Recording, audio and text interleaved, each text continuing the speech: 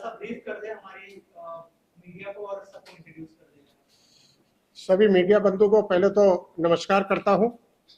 आज के महाराष्ट्र प्रदेश मुंबई में हो रहे इस प्रेस कॉन्फ्रेंस में सभी मीडिया बंधु जो यहाँ उपस्थित हुए, हमारे साथ प्रदेश के यशस्वी अध्यक्ष महाराष्ट्र प्रदेश सैल्यूट तिरंगा के श्री रवि चिकारा जी हम लोगों के साथ में हैं, जिन्होंने हाल में ही अभी कार्यक्रम तिरंगा यात्रा का राष्ट्रीय संयोजक की भूमिका में चल रहे हैं। हमारे साथ बैठी बहन कविता सल्यार जी हम लोगों के साथ उपस्थित हैं। विंग कमांडर अजय शर्मा जी हम लोगों के बीच उपस्थित हैं। हम लोगों के साथ विजय आशीष जी हम लोगों के बीच में हम लोगों के साथ उपस्थित हैं। कन्हैया जी हैं और योगेश पटेल जी हम लोगों के साथ यहाँ पर उपस्थित हैं। साथ ही सैल्यूट तिरंगा महाराष्ट्र प्रदेश के कई गण्यमान्य लोग और भी हम लोगों के साथ यहाँ पर उपस्थित हैं। आज का प्रेस कॉन्फ्रेंस करने के पीछे जो उद्देश्य है, ये आप सभी मीडिया बंधु के माध्यम से न सिर्फ महाराष्ट्र प्रदेश बल्कि पूरे देश और विदेश में ये बात पहुंचाने के लिए आवश्यक रहा है कि अभी हाल में ही सैल्यूट तिरंगा जो एक राष्ट्रवादी संगठन है और पिछले 8 वर्षों से देश भर में राष्ट्रवादी जन जागरण के कार्य को लेके कई सारे ऐसे कार्यक्रम को लेके हम लोग आगे बढ़ रहे हैं। लेकिन विशेष बात यह है आज के प्रेस कॉन्फ्रेंस की कि हम लोगों ने पिछले 3 महीना पहले कुछ कार्यक्रम बनाया देश में, जिसको लेके आज पूरे देश में चर्चाएं हो रही हैं। कार्यक्रम का नाम था तिरंगा यात्रा और तिरंगा यात्रा के लिए हम लोगों ने महाराष्ट्र प्रदेश अध्यक्ष श्री रवि चिकारा जी को तिरंगा यात्रा पूरे भारत का राष्ट्रीय संयोजक बनाया। और बहुत ही खुशी की बात है, गर्व की बात है कि हम लोगों ने जब तिरंगा यात्रा का शुभारंभ करने के लिए सोचा तो पहला प्रेस कॉन्फ्रेंस हम लोगों ने श्रीनगर में 17 जुलाई 2024 को श्रीनगर में डल लेक के पास में ही हम लोगों ने प्रेस कॉन्फ्रेंस किया। और उस प्रेस कॉन्फ्रेंस के माध्यम से हम लोगों ने न केवल जम्मू कश्मीर के आवाम को बल्कि पूरे देश के लोगों को ये बताया कि पिछले वर्ष की भांति इस साल भी हम लोग तिरंगा यात्रा जम्मू कश्मीर से ही प्रारंभ करेंगे और 1 अगस्त से लेकर 15 अगस्त तक पूरे भारत में हम लोग हर घर तिरंगा के तर्ज पे कई तरह के यात्रा को लेकर आगे बढ़ेंगे, जिसमें हम लोगों ने तिरंगा यात्रा में पदयात्रा को भी किया। डल लेक पे शिकारा बोट के भी यात्रा निकाले गए, कई जगह पर साइकिल यात्रा भी निकाले गए। देश के अनेकों कोने कोने में जिले जिले में जाकर हम लोगों ने तिरंगा यात्रा निकाला। लेकिन आपको बताते हुए मीडिया के माध्यम से जो खबर जाएगी दुनिया को, ये जानना जरूरी है कि हम लोगों ने श्रीनगर में जब यात्रा निकाला 1 अगस्त को, तो पूरे देश आश्चर्यचकित होकर देख रहे थे कि उन सब स्थानों पर यात्रा निकाला गया जहां आज तक यात्रा कभी भी तिरंगा यात्रा निकाला नहीं गया था। आपने नाम सुना होगा सिराज उल उलमन, ये एक मदरसा है वहां पे, जहां पर आजादी के बाद कई बार प्रयास किया गया कि उनके स्कूल कॉलेजेस मदरसा में तिरंगा यात्रा निकाला जाए, लेकिन उन लोगों ने कभी भी तिरंगा को हाथ में नहीं उठाया, अपने कंधे पे नहीं उठाया। लेकिन धन्यवाद करता हूं मैं पूरे टीम को जो इस कार्यक्रम में रवि चिकारा जी के साथ वहां पर मौजूद थे। हमारे साथ अभी रवि चिकारा जी बताएंगे कि टीम में कौन कौन लोग वहां पर अगुवाई किए। मैं और सच्चिदानंद जी इनके साथ, वहां संजय सराफ जी के साथ, नवीन जी और विकास जी के साथ प्रेस कॉन्फ्रेंस किया था। और उसमें हम लोगों ने खुलेआम इस बात को रखा था कि हम जम्मू कश्मीर के युवाओं को साथ लेके आएंगे, हम वहां के महिलाओं को लेके आएंगे, आम आवाम को लेके आएंगे। और हम लोग एक संदेश देना चाहते हैं कि हम जम्मू कश्मीर से कन्याकुमारी तक, अटक से कटक तक, बंगाल से आसाम तक पूरे भारत को एक सूत्र में बांधना चाहते हैं, जिसमें कोई जाति नहीं है, कोई धर्म नहीं है, कोई समुदाय नहीं है, सिर्फ एक धर्म है, वो धर्म है तिरंगे का। एक बात है भारत माता की जयकारा का। और जब इन्होंने अपने नेतृत्व में वहां पर यात्रा निकाली तो वहां के युवाओं में, वहां के महिलाओं में, वहां के आम आवाम में एक अद्भुत दृश्य देखने लायक था। सभी के हाथ में तिरंगा झंडा और एक ही बात वो कर रहे थे, भारत माता की जय, भारत माता की जय, हम एक हैं, हम एक हैं। हिंदू मुस्लिम सिख ईसाई आपस में है भाई भाई। ये पहली बार आजादी के बाद कई सारे मदरसा के अंदर, कई सारे स्कूल्स के अंदर, कई सारे कॉलेज के अंदर सामाजिक संगठन के लोग बढ़ चढ़कर हिस्सा लिए। ये एक बहुत ही ऐतिहासिक कार्यक्रम वहां देखने के लिए मिला, जिसकी जानकारी अभी हमारे राष्ट्रीय संयोजक आपको देंगे। इसके साथ साथ हम लोग अभी, चूंकि कई सारे ऐसे राष्ट्रवादी कार्यक्रम करते हैं, आप सभी के माध्यम से मैं देश को यह भी बताना चाहता हूं, सैल्यूट तिरंगा का मतलब है जन जागरण, राष्ट्रीय जन जागरण। हम राष्ट्रवादी जन जागरण के काम करते हैं, हम लोगों को जगाने के काम करते हैं। जो हालात अभी आपने देखा बांग्लादेश में, जो हालात आप कुछ समय पहले देखे पाकिस्तान में, उसके कुछ समय पहले आपने अफगानिस्तान में देखा, थोड़े साल पहले आपने श्रीलंका में देखा होगा कि कैसे लोग जो है सो सरकार से विक्षिप्त होकर या वहां की आंतरिक स्थिति के कारण पार्लियामेंट के अंदर घुस जाते हैं, प्रधानमंत्री के घर के अंदर घुस जाते हैं, राष्ट्रपति को रातों रात प्रधानमंत्री को अपने देश से भागना पड़ता है। हमें उन सब तमाम चीजों को लेके सैल्यूट तिरंगा आज 750 जिले में 2800 राज्यों में राष्ट्रवाद जनजागरण का कार्य कर रही है। हम जगाने का काम कर रहे हैं, भारत की अस्मिता को याद रखने की बात कर रहे हैं, हम अपने संस्कृति और संस्कार को कैसे लेके आगे बढ़े इसकी बात कर रहे हैं। हम जन जन में, हम अपने जो नई पीढ़ी है, जो नए बच्चे आ रहे हैं, उनके बीच हम अपनी बात रखने की कोशिश कर रहे हैं कि वो हमारे स्वतंत्रता, वो अपने स्वतंत्रता सेनानी को, वो अपने शहीदों को याद करें और जो कुर्बानी दी गई है, जो भारत माता के लिए जो लोगों ने अपनी किसी ने अपने भाई को खोया, किसी ने अपने बेटे को खोया, किसी ने अपने चाचा को खोया, तो उनकी जो ये कुर्बानी है वो भारत माता के लिए है, भारत देश के लिए है। भारत को जो विश्व गुरु बनाने का जो सपना देख रहे हैं हमारे राजनेता, हमारे जो राजनीतिक पार्टियां हैं, उसको सफल करने के लिए आम जनता की भूमिका क्या होनी चाहिए, इन तमाम बातों को लेके हम कई कार्यक्रम लेके आते हैं। सैल्यूट तिरंगा एक शाम शहीदों के नाम कार्यक्रम के माध्यम से लोगों को जगा रही है, तिरंगा यात्रा करके लोगों को जगा रही है। हम कई सारे ऐसे मेडिकल कैंप्स कर रहे हैं, हम पर्यावरण के ऊपर काम कर रहे हैं, हम सम्मान समारोह करते हैं, जैसे अटल तिरंगा सम्मान, अटल जी के याद में इस साल भी उनकी 100वीं जयंती है। हम देश के गण्यमान्य लोगों को बुलाते हैं और एक मंच के माध्यम से उनको सम्मानित करने का काम करते हैं। पूरा जो आप देख रहे हैं, ये जो परिदृश्य है, उसके पीछे एक ही लक्ष्य है। ये लक्ष्य है कि भारत को विश्व गुरु बनाना, भारत को सशक्त करना, भारत के वैभव को बढ़ाना, भारत की अस्मिता को लेके आगे चलना, एक सशक्त भारत, एक श्रेष्ठ भारत और दुनिया में भारत के नाम को आगे ले आने के लिए सैल्यूट तिरंगा सभी को एक साथ लेके चल रही है। यही सैल्यूट तिरंगा का उद्देश्य है। रवि जी, आपसे जानना चाहूंगा, जैसे सर ने कहा कि तिरंगा तो पूरे देश में लहराया है इस साल, तो क्या कहना चाहेंगे? आपने जम्मू से ही अपनी यात्रा की शुरुआत की थी और जम्मू से कन्याकुमारी तक किस तरह का रिस्पांस रहा इस तिरंगा यात्रा को लेकर, आपसे जानना चाहूंगा। देखिए, श्रीनगर जो है, जम्मू कश्मीर जो है, हमारे देश का मुकुट है। तो पिछले साल भी हमारे राष्ट्रीय अध्यक्ष जी के नेतृत्व में वहां पर शिकारा प्रतिस्पर्धा और यात्रा का आरंभ किया गया था। तो हम लोगों ने ये सोचा कि जम्मू कश्मीर की ओर पूरा विश्व देखता है और जम्मू कश्मीर के युवाओं को प्रोत्साहित करने के लिए, उन सब लोगों को अपने साथ जोड़ने के लिए, देश में राष्ट्रवाद की और एकता की भावनाओं को प्रदर्शित करने के लिए, पूरे विश्व में पहुंचाने के लिए हम सब लोगों ने मिलकर तय किया कि हम 1 अगस्त में पूरे देश में यात्रा की शुरुआत श्रीनगर से करेंगे। हम लोगों ने, सब लोगों ने 17 तारीख में जुलाई में प्रेस कॉन्फ्रेंस की श्रीनगर में जाके, और 31 जुलाई को हम लोग यात्रा के उद्देश्य से पहुंचे।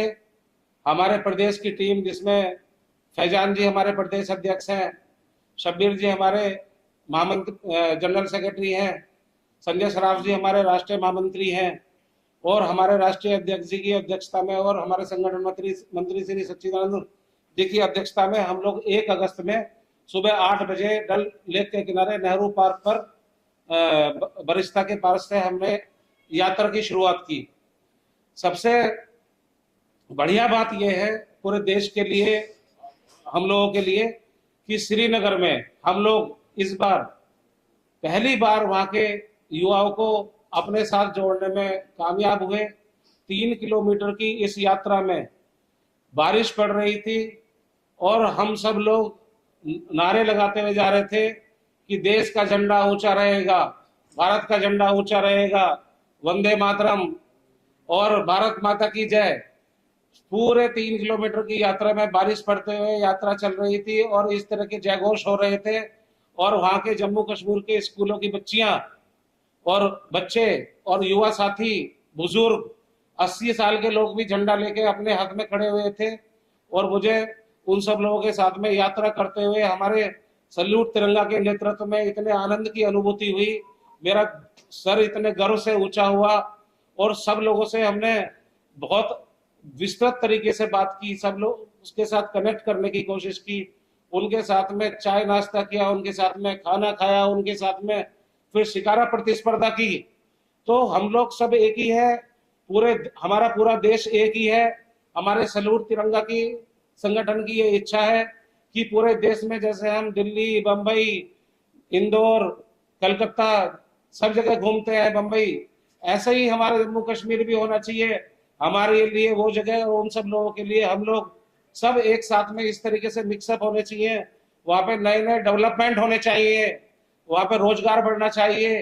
अगर भय का माहौल नहीं रहेगा, अगर जिस तरीके से हमने डल लेक के किनारे हमारे संगठन ने तिरंगा यात्रा का आयोजन किया, उससे भी पूरे विश्व में एक अच्छा संदेश गया। सब लोगों को थोड़ा कंफर्टनेस महसूस होती है। आपके मीडिया के माध्यम से पूरे नेशनल न्यूज पे, इंटरनेशनल न्यूज पे, ये न्यूज सब जगह चल रही थी और बार बार चल रही थी, सारे सोशल मीडिया पे भी चल रही थी। और हमारे सल्यूट तिरंगा के लाखों कार्यकर्ताओं ने और हमारे देश के बहुत सारे लोगों ने हमसे इस बारे में तरह तरह के सवाल किए। सब लोगों की इतनी उत्सुकता है, कम से कम 200-300 वीडियो है जो मैं आप लोगों के साथ में शेयर कर सकता हूं।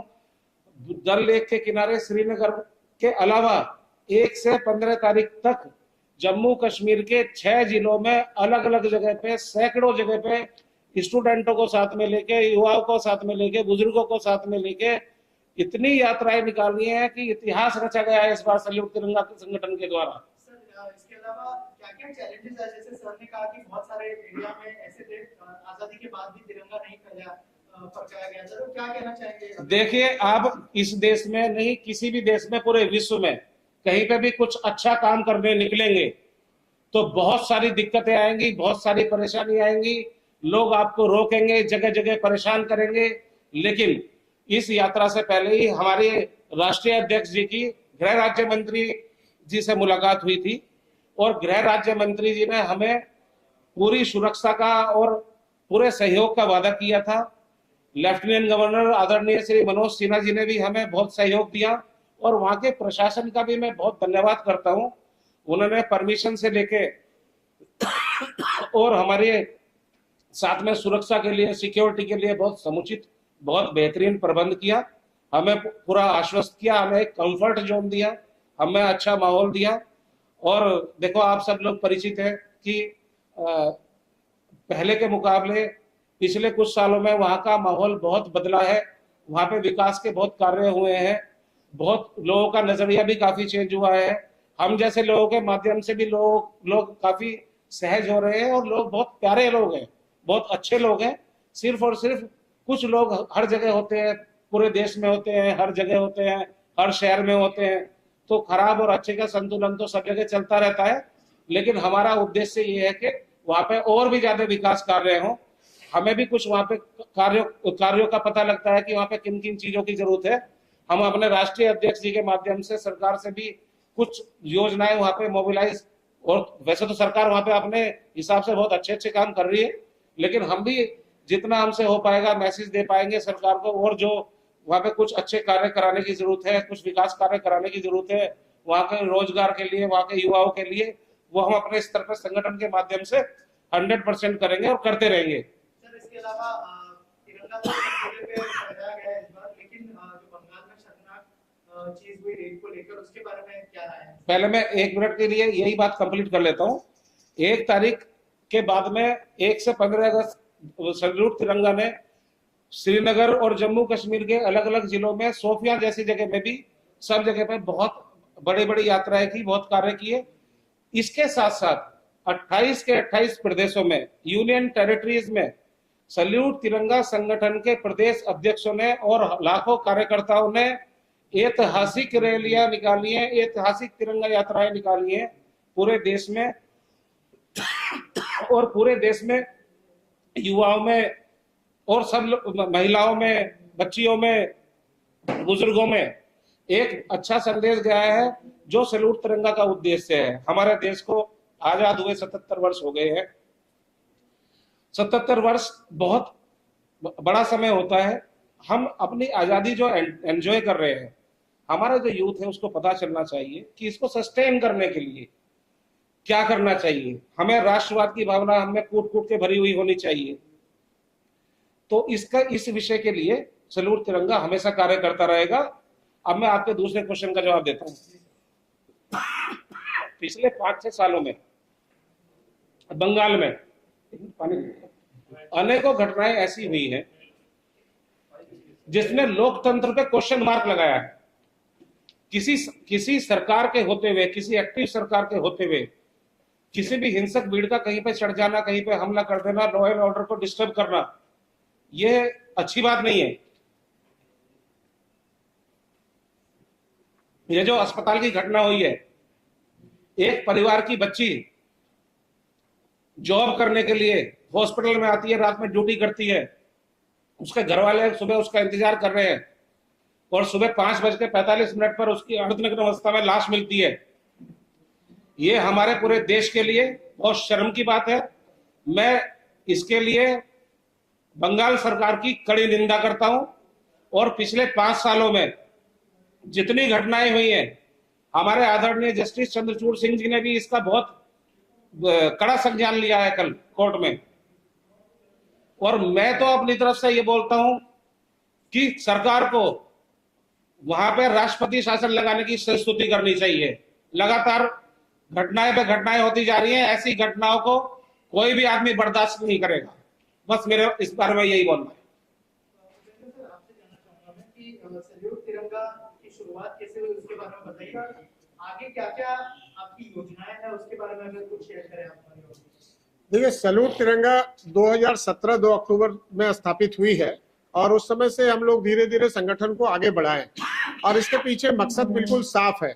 हम लोग चाहते हैं कि जो नई पीढ़ी आ रही है, जो युवा है, जो महिला है, महिला सशक्तिकरण के ऊपर भी हम लोग काम कर रहे हैं। बेटी बचाओ बेटी पढ़ाओ के ऊपर हम लोग कई सारे कार्यक्रम किए हैं। और देश को अगर आगे लेके जाना है तो केवल बेटों को सुरक्षित रखने से नहीं होगा, बेटियों को सुरक्षित रखना जरूरी है। तो हमें इन दोनों ताकतों को लेके आगे बढ़ना है। इसके ऊपर सैल्यूट तिरंगा कार्य कर रही है। सैल्यूट तिरंगा ने कई ऐसे कार्य किए हैं, जैसे मैंने अभी थोड़ी देर पहले आपको बताया कि हम मेडिकल कैंप्स लगाते हैं उन रिमोट एरिया में जहां पर डॉक्टर्स नहीं पहुंच पाते हैं। हम वहां पर हर तरह के इलाज की व्यवस्था भी करते हैं। हम बेटी बचाओ बेटी पढ़ाओ के साथ साथ हम लोग कई ऐसे कार्यक्रम को लेके चल रहे हैं, सम्मान समारोह को लेके चल रहे हैं, तिरंगा यात्रा को लेके चल रहे हैं। जन जागरण करने का काम है हमारा और ये कार्यक्रम हम करते रहेंगे, क्योंकि हमारा जो देश है और ये दुनिया का सबसे बड़ा आबादी के तौर पे देखें तो सबसे बड़ी देश है। 140 करोड़, आज हम चाइना से भी आगे निकल गए। हमारी शक्ति बहुत ज्यादा है। आज हम 11वें अर्थव्यवस्था से 5वें अर्थव्यवस्था पे आ गए। आने वाले समय में हम तीसरी अर्थव्यवस्था बनने वाले। तो अगर हम सभी मिलकर एक एनर्जी के साथ, सरकार के भरोसे काम छोड़ने से तो होना नहीं है। हमें अपनी नैतिक जिम्मेवारी उठानी है। भारत को एक राष्ट्रवादी ताकत बनाना, जैसे इजराइल के अंदर हर व्यक्ति राष्ट्रवादी है, लेकिन भारत के अंदर हर व्यक्ति राष्ट्रवादी नहीं है। उनको अपने काम से मतलब है। हमें उनके अंदर जन जागरण लाना है कि आप थोड़ा देश के प्रति भी समर्पित हो और देश के लिए भी कुछ काम करें। ऐसे कई कार्यक्रम को लेके हम लोग आगे बढ़ रहे हैं। सर, आपने बेटियों की बात की। आज कहीं ना कहीं बहुत गंभीर मुद्दा है बेटियों को लेकर। आए दिन रेप के वारदात, रेप के केसेस सुनने को मिल रहे। जिस देश में बेटी को देवी माना जाता है, माता माना जाता है, उस देश में जो बलात्कार के किस्से बढ़ रहे हैं, क्या कारण मानते हैं? क्या अब वक्त नहीं आ गया कि बलात्कारियों को सीधा डेथ पेनल्टी दी जाए? बिल्कुल सही सवाल आपने किया और अभी हमारे महाराष्ट्र प्रदेश के जो अध्यक्ष थे उन्होंने गंभीरता से इसका जवाब भी दिया। देखिए, हम केवल महिलाओं को, अपने माँ को शक्ति रूप में कैसे मानते हैं, ये आप देखते होंगे कि हम लोगों ने, चाहे वो दुर्गा हो, सरस्वती हो, काली हो, हर रूप में हम अपने बेटियों को मानते हैं। हम बेटी की पूजा भी करते हैं। आप देखते हैं नवरात्र में हम लोग कन्या पूजन भी करते हैं। और तो छोड़िए, दुनिया का ऐसा कोई देश नहीं है जो अपने देश को मां समझता हो। भारत ही के एक इकलौता देश है पूरी दुनिया के अंदर जो अपने देश को भारत माता के संबोधन से, देखिए दुर्भाग्यपूर्ण है जो घटना घटती है, चाहे दिल्ली की निर्भया की घटना को उठाइए, चाहे अलग अलग राज्यों के आप डेटा को चेक करिए, बहुत सारे ऐसे राज्य हैं जिसमें कि बलात्कार की घटना बढ़ी है। इसको नियंत्रित करना बहुत जरूरी है और इसके लिए सरकार को, कोर्ट को अविलंब लॉ में, कानून में परिवर्तन करना पड़े तो करना चाहिए। सैल्यूट तिरंगा संगठन सरकार से भी प्रार्थना करती है, निवेदन करती है कि ऐसा कानून बनाइए जिसमें किसी को भी इस तरह का घटना करने के पहले एक खौफ पैदा होना चाहिए, एक डर पैदा होना चाहिए, और डर ही एक ऐसा माध्यम है जिससे इस तरह के घटना के ऊपर लगाम लगाया जा सकता है। कई ऐसे मिडिल ईस्ट के कंट्री हैं जहां पर इस तरह की घटनाएं बहुत कम होती है। उसका रीजन ये है कि वहां के कानून बहुत सख्त है। सैल्यूट तिरंगा भारत, पूरे भारत की तरफ से मैं आह्वान करता हूं और महाराष्ट्र प्रदेश की तरफ से सरकार से आह्वान करता हूं कि एक कठोर कानून इसके लिए बनाया जाए और फास्ट ट्रैक कोर्ट में इसका सुनवाई हो और 1 महीने के अंदर ऐसे दरिंदों को फांसी की सजा दी जाए। एक सवाल और है कि मेरा आपसे, देश को आजाद हुए 77 ईयर्स हो चुके हैं, इसके बावजूद भी क्या जरूरत लगती है आपको कि हर देशवासियों के अंदर भावना देशभक्ति की पैदा करनी पड़ रही है, और ये कब तक करना पड़ेगा हमको? देखिए ये एक कंटिन्यूअस प्रोसेस है, हम जैसे जैसे आगे बढ़ेंगे। अभी आपने देखा कि हमने आजादी का अमृत महोत्सव मनाया, हम 75 साल में पहली बार हर घर तिरंगा कार्यक्रम को लेके आए, और मैं इस मंच के माध्यम से बताता हूं कि हम लोगों ने सैल्यूट तिरंगा की कमेटी ने ड्राफ्ट भेजा था पीएमओ में, और प्रधानमंत्री जी को धन्यवाद करता हूं, उन्होंने फ्लैग कोड में चेंजेस किया, रूल को बदला। पहले हमारा तिरंगा गाड़ी के ऊपर, घर के ऊपर कोई कहीं पर लेके यूज नहीं कर सकते थे। ये कार्यक्रम करने के पहले 1 महीना पहले फ्लैग कोड में चेंजेस हुआ, आज हमारा तिरंगा घर घर में लग रहा है। हम लोग इसको अभी लेके और आगे बढ़ेंगे। हमें भारत को एक राष्ट्रवादी ताकत तैयार करना है, हर व्यक्ति देश के प्रति सोचे, और ये हर घर तिरंगा अगले जब 100 साल आजादी का हम मनाएंगे तो ये हर हाथ तिरंगा होगा, और राष्ट्रवाद के लिए तो काम करते ही रहना पड़ेगा। हमारा जो देश है, हमारा देश जो है वो बहुत बड़ा देश है। आजादी के माध्यम से देखें तो हम दुनिया के नंबर 1 कंट्रीज हैं, और इसमें हर तरह के लोग हैं, अमीर है, गरीब है, आर्थिक व्यवस्था जो है वो भी आप देख रहे हैं, रोजगार की स्थिति भी देख रहे हैं। तो हमें इसके ऊपर लगातार निरंतर काम करते रहना होगा, और भारत को अगर दुनिया का विश्व गुरु बनाना है, जो सोने की चिड़िया वाली बात थी कि भारत एक सोने की चिड़िया पहले था और फिर से उसको बनाना है, तो राष्ट्रवाद जन जागरण करने का काम करना होगा। मैं धन्यवाद करता हूं प्रधानमंत्री जी को यहां से कि 2014 के बाद से भारत में माननीय मोदी जी, अमित शाह जी की वजह से राष्ट्रवाद का जन जागरण का काम आगे बढ़ा, और सैल्यूट तिरंगा ने इसको लेके मजबूती से आगे बढ़ाने का काम कर रहे हैं। पहले पाकिस्तान में हुआ था, उसके पहले श्रीलंका में हुआ था, जो पीएम के घर में घुस के फिर उनको जो है अपने पद से निष्कासित कर देना, और जो हिंदुओं के ऊपर जो बांग्लादेश में अभी हो रहा है, सर क्या प्रतिक्रिया है उसके ऊपर? देखिए बांग्लादेश में जो हुआ वो बहुत ही दुर्भाग्यपूर्ण है। बांग्लादेश में जो हुआ वो उनका इंटरनल सिचुएशन था, इंटरनल मामला था, लेकिन उसका प्रभाव कहां पड़ा? उसका प्रभाव पड़ा वहां रहने वाले अल्पसंख्यक के ऊपर, यानी हिंदू के ऊपर, क्रिश्चियन के ऊपर, जो भी अल्पसंख्यक थे। ये घटना बहुत ही, इसका कड़ी निंदा कर रहा हूं, और बांग्लादेश हो चाहे पाकिस्तान हो चाहे श्रीलंका हो, इस बात को उनको समझ लेना होगा कि अगर इस तरह के घटना को वो नहीं रोकते हैं तो इसके गंभीर परिणाम देखने के लिए होंगे। भारत जो देश है, आज इस देश में आप देखिए कि तिब्बत के दलाई लामा भी यही शरण लिए हुए हैं, आज बांग्लादेश के प्रधानमंत्री भी भाग के आके यही शरण लिए हुए हैं। भारत ने हमेशा एक दूसरे के साथ एक अच्छे संबंध बनाने का कार्य किया, लेकिन इसका मतलब नहीं होता है कि आपके देश के अंदर कोई भी राजनीतिक उठापटक हो और उसका परिणाम वहां के हिंदू को झेलना पड़े, इसको कतई बर्दाश्त नहीं करेंगे। अगर इस तरह के घटना को बांग्लादेश हो चाहे पाकिस्तान हो चाहे श्रीलंका हो, कोई भी कंट्री हो, अगर इस तरह के घटना को वो अगर लगाम नहीं लगाते हैं तो कल दिन बहुत गंभीर परिणाम होगा। यहाँ के लोग रिटेलिएट करेंगे, तो अगर एक बार यहाँ का लोग रिटेलिएट करेंगे तो वो बहुत छोटी छोटी देशें हैं, फिर उनको समस्या आ जाएगी। लेकिन फिर भी मैं धन्यवाद करना चाहता हूं प्रधानमंत्री जी को, गृह मंत्री जी को, कि उन लोगों ने सिचुएशन को बहुत अच्छे से हैंडल किया, वहां के सरकार के साथ बात की, और इमीडिएटली 72 घंटे के अंदर वहां पर घटनाएं होना बंद हो गया। जो मंदिर के ऊपर हमला किया वो भी दुर्भाग्यपूर्ण था। हम लोग यहाँ पर जो भारत के अंदर जो हैं, हम हिंदू, मुस्लिम, सिख, ईसाई सभी मिलकर रहते हैं। आपने कोई घटना नहीं सुना होगा कि हिंदू जाके किसी के मस्जिद को तोड़ रहा है। तो बांग्लादेश के अंदर क्यों मंदिर को तोड़ने की घटना होती है, अफगानिस्तान के अंदर ये क्यों होती है, वे वहां के आम आवाम को समझना होगा। आप नहीं समझिएगा तो गंभीर परिणाम होंगे, और ये गंभीर परिणाम ऐसे नहीं होंगे कि हम हमला कर देंगे। हम किसी भी समय, हम बहुत शक्तिशाली हैं, हम आपके साथ व्यापार बंद कर देंगे, हम आपके युवाओं को रोजगार नहीं देंगे, हम आपके वीजा को कैंसिल कर देंगे, हम इंटरनेशनल रिलेशन क्लोज कर देंगे। भारत जब हम डिप्लोमेटिक चैनल पे काम करेंगे तो आप समस्याओं में आओगे। आप छोटे से देश हो, पाकिस्तान की तरह कटोरा लेके भीख मांगते फिरोगे। ये अभी भी चेतावनी दे रहा हूं बांग्लादेश को कि समझ जाओ।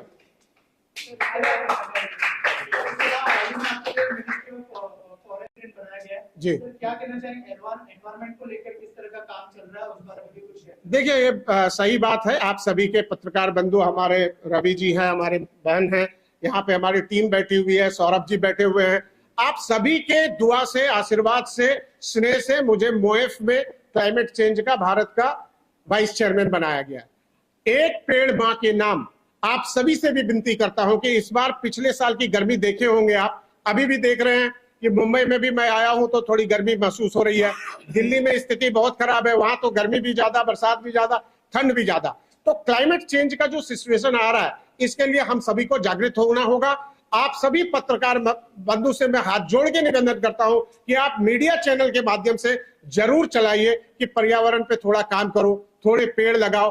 एक पेड़ में माँ के नाम तो है ही, एक पिताजी के नाम भी लगाओ, एक रिलेटिव के नाम लगाओ, दादाजी के नाम लगाओ। अगर एक व्यक्ति 5 पेड़ लगा देता है तो हमारे जो अध्यक्ष जी हैं रवि चिकारा जी, हम लोगों ने ये सोचा है कि आने वाले समय में सैल्यूट तिरंगा 100 करोड़ पेड़ लगाने की योजना पे काम कर रही है। लेकिन ये बहुत अभी रिसेंट डेवलपमेंट है। जब हम इसके ऊपर पुख्ता सारा इंतजाम करेंगे तो फिर हम आपके सामने प्रेस कॉन्फ्रेंस में आएंगे और मैं काम करके आके फिर आपको बताऊंगा। जैसे जम्मू कश्मीर में अभी हम लोगों ने यात्रा करके दिखाया, वहां के लड़कियों को, वहां के मदरसे के लड़के को, और वहां के जो हिंदू भाई भी थे उनको भी, सबको, वहां के सिख भाई उनको भी एक साथ लेके आया और फिर एक अच्छा माहौल के साथ एक डेवलपमेंट की बात की और सभी ने भारत माता की जयकारा और राष्ट्रगान गान गाया, जो कि देखने के लिए नहीं मिलता था जम्मू कश्मीर में। माहौल बदल चुका है। हम चाहते हैं और सोचते हैं, और मेरी इच्छा, पूरी टीम की इच्छा है कि भारत सर्वश्रेष्ठ बने। इसके लिए सबको एक साथ काम करना होगा। जी जी, बहुत अच्छा सवाल किया। मेरा सवाल छूट गया था।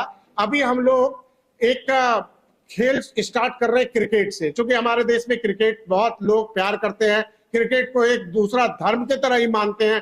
तो हम लोगों ने तिरंगा क्रिकेट लीग जो है वो 26 जनवरी से स्टार्ट करेंगे। पूरे इंडिया में हम लोग शॉर्टलिस्ट कर रहे हैं 8 से 10 टीम बनाने के। अभी समय पे बताऊंगा क्या एग्जैक्ट पोजीशन है। इसमें हम लोगों का टारगेट ये है, उन गरीब बच्चों को लेके आगे आना जिनके पास खेलने का हुनर तो है, टैलेंट तो है, लेकिन जूते खरीदने का पैसा नहीं है, कपड़े खरीदने का पैसा नहीं है, किट खरीदने का पैसा नहीं है। उनको हम लोग बड़े प्लेयर के साथ मिक्स करके एक लीग तैयार कर रहे हैं, राष्ट्रवादी लीग, और उसको साथ में खिलाएंगे और उसको पैसे भी देंगे। हम ऐसे स्पॉन्सर्स तैयार कर रहे हैं जो उन बच्चों को प्रमोट करेंगे, उसके टैलेंट को निखार करके उसको चैंपियन बना के जो आईपीएल वाली टीम है उन वहां तक पुश करेंगे। कोशिश करेंगे कि उसको वहां पर स्थान मिले। जैसे आपने अभी कई सारे क्रिकेटर्स देखा होगा देश के अंदर, अभी बहुत सारे ऐसे लोग आ गए हैं जो बहुत आर्थिक स्थिति बहुत खराब थी, लेकिन आज आईपीएल में आके अच्छा खेल प्रदर्शन कर रहे हैं।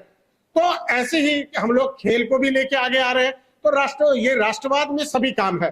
देश के जन जागरण के लिए, देश के विकास के लिए, बेहतरी के लिए हर क्षेत्र में हम लोग काम करना चाह रहे हैं। तो हम इसको तिरंगा क्रिकेट लीग का भी उद्घाटन जल्द करने वाले हैं।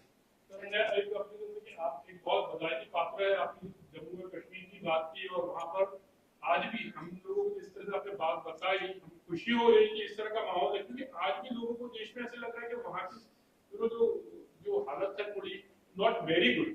तो जिस तरह से आपने बताया वहाँ थोड़ा सा खुशहाली माहौल आप लोग लोगों के बीच पैदा करना चाह रहे हो। तो एक मैसेज, स्ट्रॉन्ग मैसेज देना चाहेंगे कि how things are improving also, और जो लोगों के जहन है एक्चुअली अभी भी जिस तरह, तो उनके लिए देखिए अभी क्या है, वहां पे स्थिति क्यों परिवर्तन आया। जब हम लोग वहां गए और हमारी पूरी टीम गई, हम सच्चिदानंद जी थोड़ा सा 1 मिनट में ब्रीफ कर देते हैं। हमारे पूर्व मंत्री सच्चिदानंद पोखरियाल जी हैं, कार्यक्रम के संयोजक रवि चिकारा जी हैं, नवीन कुमार जी हैं, उसके बाद विकास जी गए, संजय सराफ जी, अब फैजान और शब्बीर, 2 लड़के लोकल वहां प्रदेश अध्यक्ष और प्रदेश प्रभारी हमारे। तो हम लोगों ने जाकर वहां पर लोगों से इंटरेक्ट किया, तो हमें पता चला लोग चाहते हैं कि वहां पर रोजगार हो, लोग चाहते हैं स्कूल कॉलेज खुले, लोग चाहते हैं कि खेल को भी वहां बढ़ावा मिले।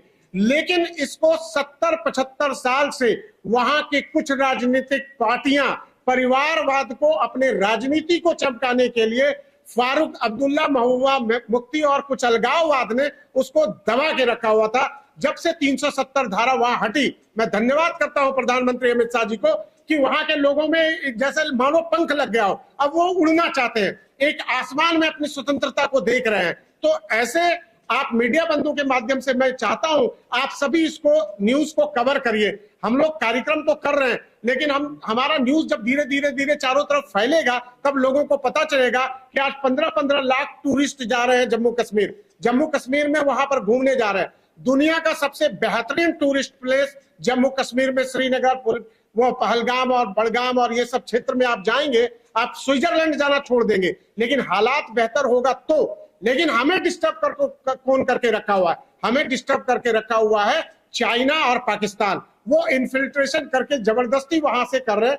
कुछ आतंकवादी ताकतें इसके ऊपर अपना काम कर रहे हैं, जिसके ऊपर वहां की जनता धीरे धीरे जागरूक हो गई है। वो खुद मुंह तोड़ जवाब दे रही है। जिस समय वहां के युवा तिरंगा लेके सड़कों पर खुलेआम घूम रहे हैं, तो ये मैसेज भारत से ज्यादा पाकिस्तान के लिए है। उनको समझ में आ रहा है कि आवाम अब बदलाव चाहता है, आवाम एक नए भारत की ओर देख रहा है, एक नया शक्ति के रूप में भारत को लाने के लिए वहां के भी युवा और महिलाएं आगे बढ़ रही हैं।